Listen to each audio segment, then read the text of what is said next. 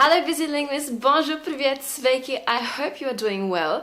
So, your girl here had a realization the other day, and I realized that I haven't used many language apps this year at all. So you may remember, if you've been following me pretty much from the beginning, that I made a video on my top 5 language apps, and I decided it's time to get with the times. And I'm gonna check out the most popular apps of 2018, or ones that have been recommended to me recently. So, all of these are new to me except for one, so I'm gonna be as surprised as you are in seeing them, and we're just gonna discover them together. So let's get started. The apps I'm gonna check out are Leeve, Babbel, Lingo Play, Drops, and Mango Languages. So let's get into it. So the first app I'm gonna try out is Leeve. So Leeve is, in my opinion, like the Tinder for language learning. So with Leeve, you've got to register. So you open it up and it'll tell you, you've got to put in what language you're learning, what's your native language, what are your hobbies. So you'll see my profile here. I've got English, I'm on Leeve too, I'm an entrepreneur and YouTuber passionate about languages and people is in my description. I have visited, so you can enter the countries that you've been to. Then you can put in all of your hobbies and things and the languages that you would like to practice. So what it does, it'll show you people in your area who are also registered to Leeve and who are learning the language that you are learning, or that speak the language you're learning as a native speaker. So it's almost like a tandem exchange, but you find these people via a map. So you can invite friends here, and let's go to my map.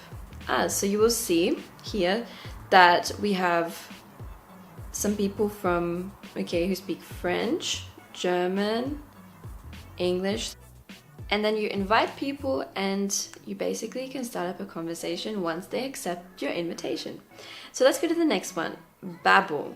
So I have to apologize to Babbel in advance, because Babbel I used, I think, the last time when I was 13 or 14 years old, when I was first learning French.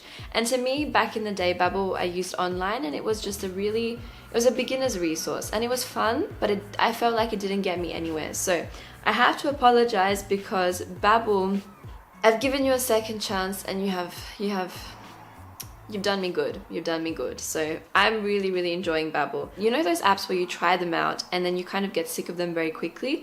Babbel is actually not one of them. So I've been using Babbel for the last 3 days for Portuguese. And basically, once you log into Babbel, it'll tell you, to put in your level. You can either put beginners or advanced.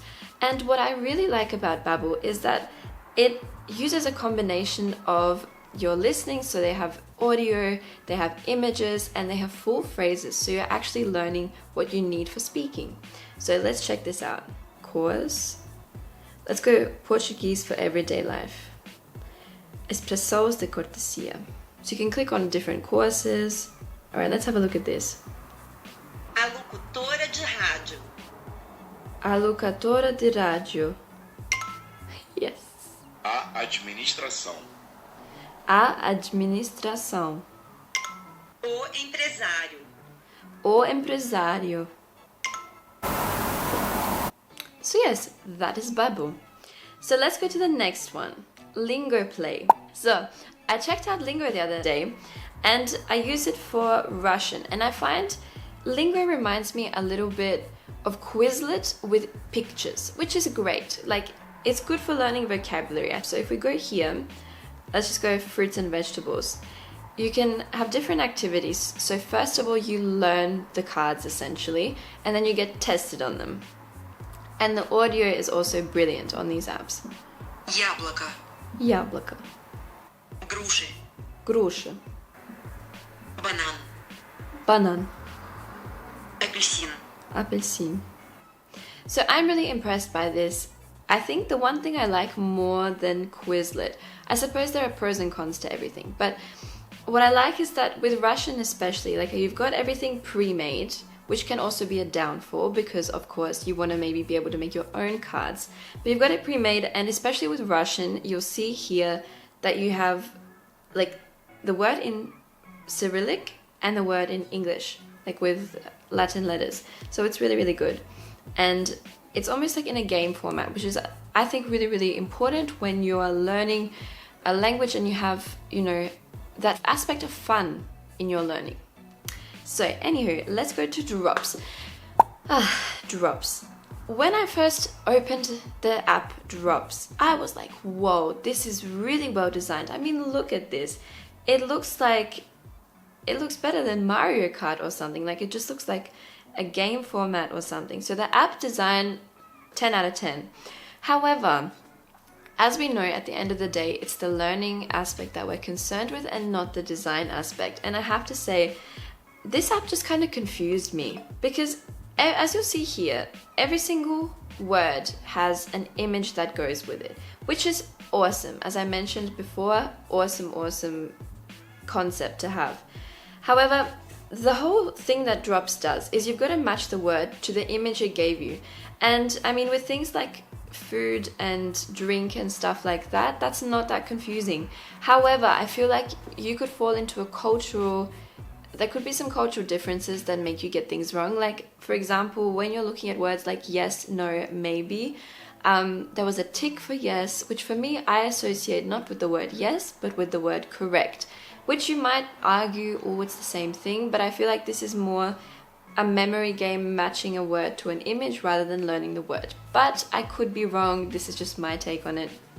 Anyway, this is what Drops looks like. So you have different categories, cities, shops, clothing, sport.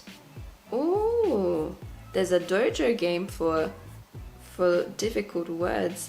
You've got to learn 43 words before that. So I'm going to definitely do an update on these apps, like after a couple of weeks, of how I found them and how they've helped my learning. So stay tuned for that one. So let's check out, I'm going to go to Mango Languages actually. So Mango Languages, I have a Mango tool on my web browser, which is basically there so I can translate things. If I'm on a website from another language, I can use the Mango tool to automatically translate it, which is awesome. Ooh, so Mango has a bunch of languages, as you'll see here, even pirate. So let's go to, which language do I want to try out? Let's go French. Conversations. Even if it seems hard now, you'll learn to have conversations like this easily by the end of the chapter. Tiens, bonjour. Ça va? Ça va bien, merci. Et vous? So Mango Languages, the app itself is really cool. Like, it's really cool.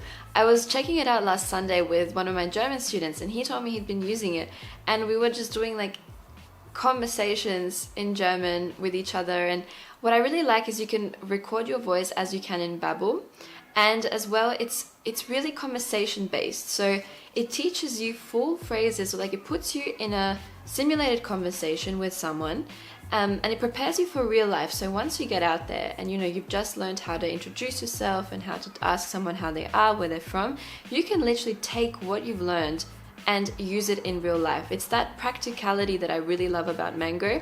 So Mango definitely gets a big thumbs up from me. So I'm gonna rate all of the apps from, I'm gonna say 5 stars down here. And you guys tell me, which apps have you used? Which ones are your absolute favorites? I would love to know. And other than that, I hope you enjoyed this video. I will see you in the next one. Ciao, busy linguists. Bis dann.